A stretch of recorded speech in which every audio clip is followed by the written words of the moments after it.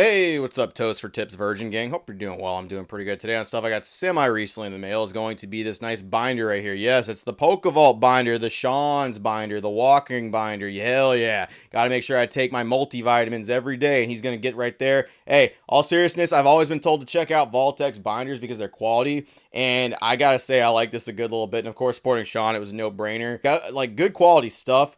Basically a card pro binder with a lot better quality on stuff. Love the pro around the edges. And of course, no big deal to support Sean. Love you, man, and appreciate you doing this stuff. Love the binder, by the way. Anyway, let's talk about something I've been actually being messaged about quite a bit. The whole Robo skills versus the old Pokemon deals community thing. I personally think you should be watching Roxandy's videos on it. And the reason I haven't really said anything about it is I'm kind of biased. I think Pokemon deals community, aka Adrian, is kind of a giant piece of shit. He's the case premium guy. He's the guy that just straight up lied to his fan base about a fucking case guaranteeing cards in it without any way of actually being able to do it. He's been known to do some other crappy things. He has several allegations against him as well. And it's just a biased take. I wouldn't be able to actually do the video justice. I definitely think Roxandy's doing a better job.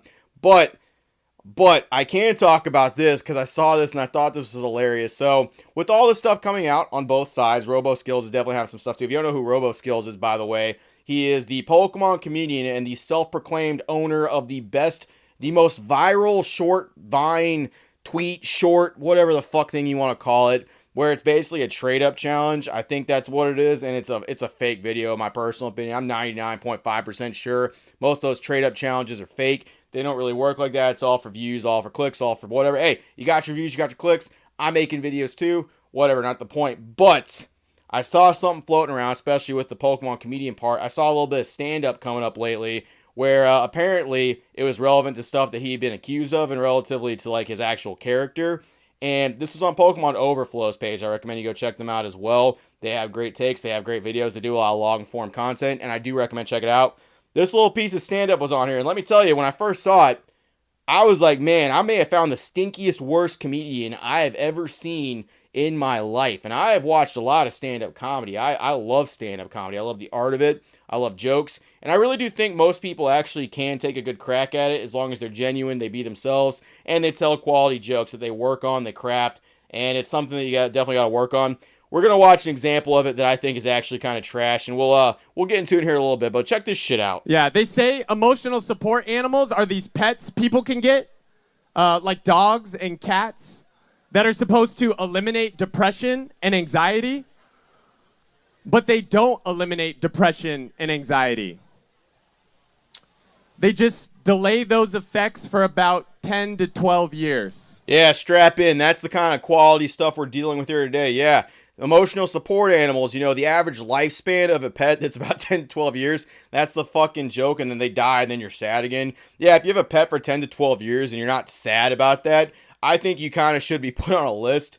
Personally, that's my personal opinion on that, but yeah, that's the quality of stuff we're dealing with here. Some real stinky, nasty, smelly stuff. Don't worry, there's more, and it gets smellier. I mean, obviously, Caitlyn Jenner is a hero. I mean, clearly she is an X-Man. Yeah. Yeah, what happens when Rogue touches her? Does she, A, become a man? I don't know. Oh my god, so that's not even... it's not funny. That's a really stinky joke, regardless of how you feel about Caitlyn Jenner or any of that kind of stuff. That's just kind of a bad joke. I'm almost positive that joke is stolen too from somewhere else. Does Rogue become a man or to absorb specific traits or powers? No, you become a man or something like that, just like Caitlyn Jenner apparently. That's such a bad joke, dude. And by the way, for context, he's telling this at Pokemon Saves the World, and this is a charity event that's Pokemon themed and trading card themed and all that stuff that's supposed to benefit children with autism and other charitable causes. Just keep that in mind as you're hearing these jokes, by the way. Yeah, some of you aren't laughing. And that's how I know who the anti-vaxxers are in this establishment. They're all like, oh, I can't vaccinate because of COVID, and I don't believe in it. And then Jesus told me not to. It's about Christianity. Christianity will keep me safe. Jesus told me not to get vaccinated. And I was like, what? Is Christianity even real? Oh yeah, big time fun with the little smug face right there. Hey, people who came here to fucking do Pokemon card stuff, do you guys think Christianity's real? Oh no, now I can tell who the anti-vaxxers are because they're not laughing at my terrible, god-awful, corny jokes. No, that's not where the anti-vax. You don't have any anti-vaxxers there. Bro, the anti-vaxxers are at home coughing and wheezing. See, now that's a dark humor joke right there. A little bit better than your dogs live for 10 to 12 years bullshit. It's not funny, but it's definitely a little funnier than what you said. And I would just like to let all the anti-vaxxers in the trailer park know that actually medicine is the best medicine. Just know if you see us laughing at your child later, just know we are only trying to help. All right? We're only trying to help. And look, I get it, all right? I empathize with the anti-vaxxer movement, okay? Because if you vaccinate your child, then he doesn't get his letter to Hogwarts. Okay, that's enough of that. We're not looking at that shit anymore for Pokemon Saves the World. So once again, that was at a charitable event that was supposed to raise money to benefit children with autism and other things like that. And this guy was selected by Gary, like actually to come and do this stuff. Here's what Gary had to say about that. He's the one guy that can actually make me laugh. He's the one guy that can actually make me laugh. Gary, you're the one guy that can make me laugh no matter what. Bro, you opening that base set booster box on that stage for that live and pulling those booster packs out of the side like a Neanderthal, that's 10 times funnier than anything Robo skill said on stage right there. That is hilarious, and it is unintentionally hilarious. The best kind of hilarity. That is the funniest clip I think I've seen regarding anything with Pokemon. Just watching those booster packs get ripped out of the side. That makes me laugh, unironically. Gary, you make me laugh. Don't fucking change, bro. So I wanted to give him a fair shake. I wanted to be like, maybe this is just a bad thing. Maybe the editing was something like that. Maybe just, the venue's kind of bad. Maybe those jokes just weren't his best. So I found another comedy little event that he did where he was actually in San Francisco. And I watched that, and it's a little bit better, but ultimately kind of suffers from the same bullshit. We'll give him another fair shake with that. It's we'll watch that. I'm giving up real big right now for Robert Hudson.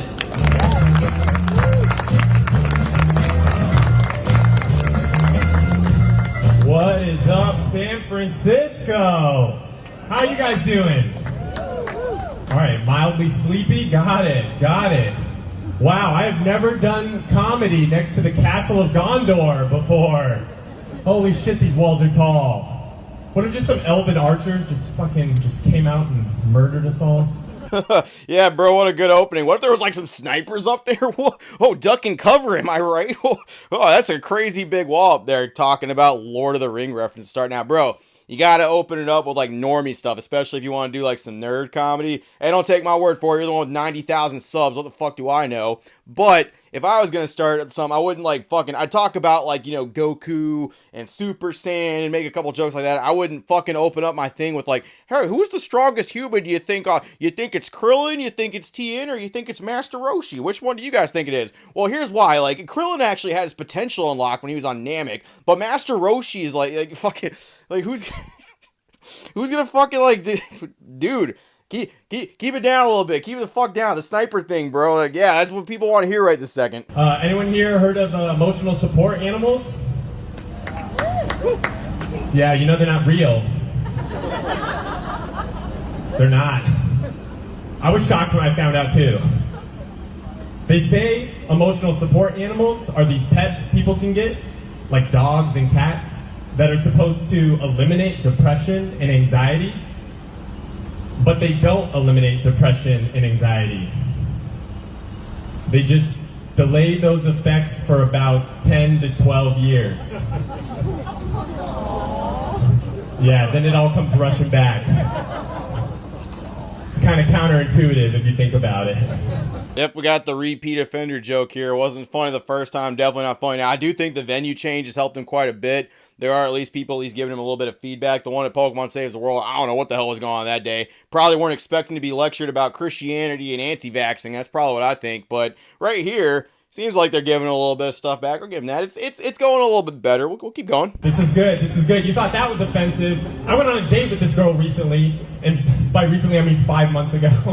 That's quite offensive, going on dates with women. I mean, they have cooties, am I right? Ew, gross, yuck. Pfft. We sit down at an outside table, we exchange pleasantries. The first thing she says to me, the very first thing, is you kind of remind me of Spider-Man, except if you didn't have any superpowers. What? The fuck? Is it because of my hands? Do I have Spider-Man? Do I look like my uncle's dead? I was like, what kind of opener is that? Okay, I'll give you that. That was a little funny, but I almost swear I've heard that before somewhere else too. Like the Uncle Ben jokes are basically a meme. They basically write themselves. I mean, I'm not gonna say he didn't come up with that joke. I almost swear I've heard that exact thing before. But they didn't say you look like Peter Parker. They say you look like Spider-Man. So I imagine they think that you kind of look like this.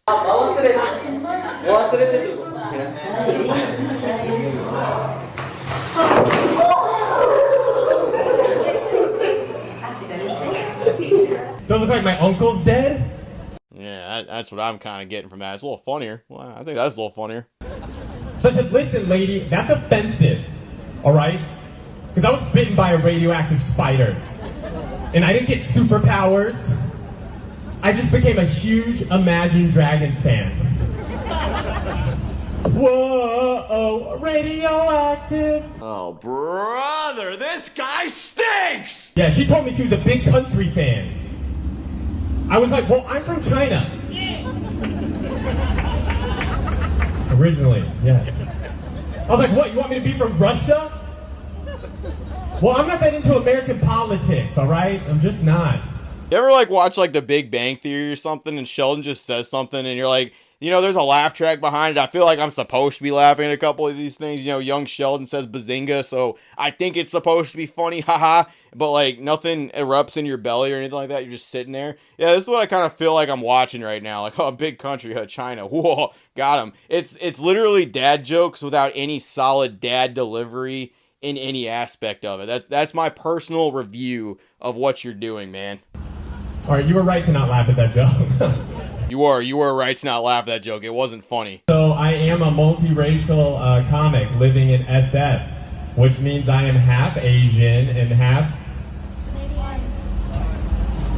broke. Yes, yeah. Yeah, it is expensive to live here, especially with how much shit is on the ground, right? It's kind of crazy.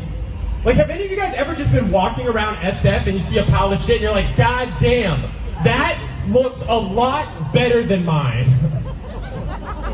Right? Like, they're so substantial. They really got meat on the bones. Like, I'm not taking shits like that, okay? I order Blue Apron. I eat their chicken kale salad. I'm trying to be healthy. Yeah, so we're going through his fucking medical history or something. I guess he has like little fucking diarrhea splatters. I guess he has like little hard rabbit pellets or something. I'm not really too sure. But yeah, that's real funny. For someone who's so good at identifying shit on the street in San Francisco, I guess he can't recognize how shitty his act is right now either. You know, it'd be right there. You got one, you got the other. You think after a while there'd be a skill there. Some of you guys are wearing masks. Some of you guys not. Do we just all, are we all like, fuck Delta? The Delta variant? Yeah, fuck Delta variant. I feel like it sounds like a shitty, like, frat party a little bit, right? Like, hey man, you going to the Delta variant this weekend? It's like, no, Spencer, I have COVID. I'm not. All right, and apparently the CDC announced there's going to be a new strain that's coming out, like a Delta variant plus, where apparently you can have a fever for up to 6 to 8 weeks. Oh my God. But you get an extra 2 pieces of carry-on luggage. Yeah, not to be confused with the Delta Getaway plan, which apparently is an extra $69.99 a month. But you get an extra 4 inches of leg room in your ICU bed. Yeah. I really appreciate the crowd like working with him a little bit more. That definitely makes it a lot more tolerable. It's when people are actually giving him some feedback back. But at the same time, this is like me if I try to be a stand-up comedian. I'm not funny. I'm not a hilarious dude, but neither is this guy standing up here. And it's very clearly showing by like jokes that I think half of them, A, someone else has repeated and they were better or somewhere else. And B, the ones he's actually telling from himself just aren't delivered very well. They're not very good. Like, oh, Delta? Oh, man. Oh, you know, there's the Delta strand, but then there's also the Delta airline. I mean, there's got to be some comedy there, am I right? It's like me if I try to do stand-up comedy. That's dead ass what it is. You could be up on stage doing this exact same stuff. It's like me telling shitty jokes to my friends after like 12 beers, dude. I'm incoherent. Nothing I'm saying makes sense. Nothing's funny, but I'm talking very loud and I'm being like, so like people are giving me some feedback. That's basically what this is. Last thing I'll leave you guys with is they say laughter is the best medicine. Yes. Right? Yes. Thank you for confirming. And I would just like to let all the anti-vaxxers in the audience know that actually medicine is the best. medicine. Yeah. But if you see us laughing at your child later, just know we are only trying to help. All right? We're only trying to help. And look, I get it, all right? I empathize with the anti-vaxxer movement, all right? Because if you vaccinate your child, then he doesn't get his letter to Hogwarts. Yeah, I just dropped the kid thing altogether, okay? Like, I've seen it in both places. You're getting, like, mixed results with some of the other ones, and cool, man, do you. Keep polishing that stuff. I would dead seriously, like, this isn't me, this is Nick talking to you right now. I would drop the whole kid laughing at you, Delta Strand, fucking, we're coming in for, like, your kids laughing because medicine doesn't work. I dropped that stuff, okay? It's not good. It's not funny. No one, that has not landed once from anything that I've seen that you do with that stuff, man. Some of you aren't laughing. And that's how I know who the anti-vaxxers are in this establishment here tonight. Yeah, and it's weird, right? They all have the same excuse as to why they can't vaccinate, right? They're always like, oh, I can't because of Christianity. Because I'm a Christian because of Christianity. I know, right? And I'm like, is Christianity even real? I don't know.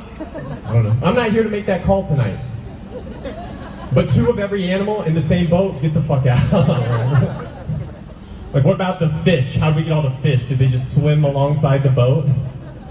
What about jellyfish? They're much slower. How did they keep up?